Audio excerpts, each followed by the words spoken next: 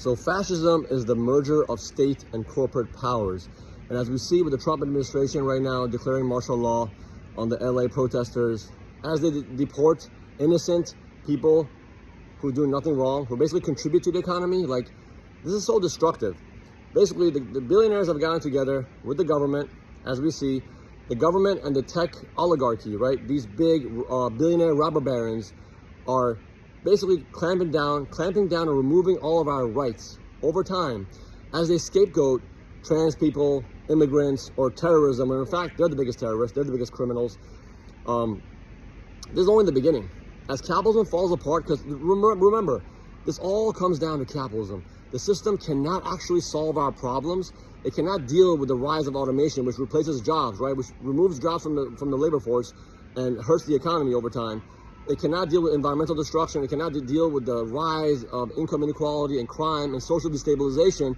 So instead, they bring in fascism to declare martial law and to say that, oh, we're only doing it for your benefit, for your good.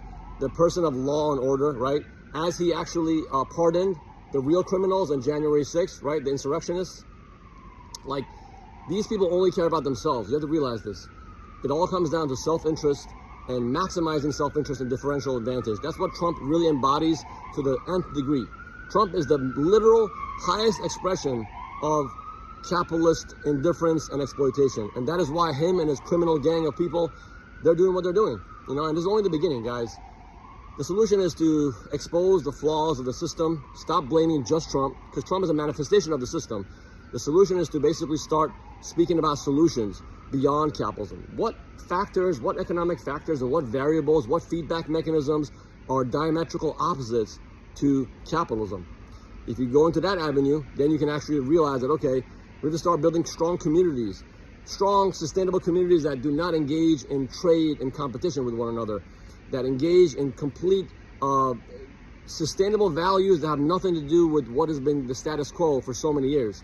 And honestly, that's the only solution. And I really, really fear for the future of this country, because a large portion of the people in this country are just, many of them are loyalists to Trump. No matter what Trump does, they'll support him. And second, they're just confused. There are not enough people out there talking about systemic solutions, and they're not talking about the root source of the problem. So because people really don't know what the source of the problem is, the confusion and the lack of awareness will just create more chaos and more division in the country, more destabilization and more destruction. So yeah, we're headed in very dark times, and I don't know what to make of it, but we got to keep fighting. We got to keep putting information out there while we can, before they censor everything. Peace out, keep fighting. All right.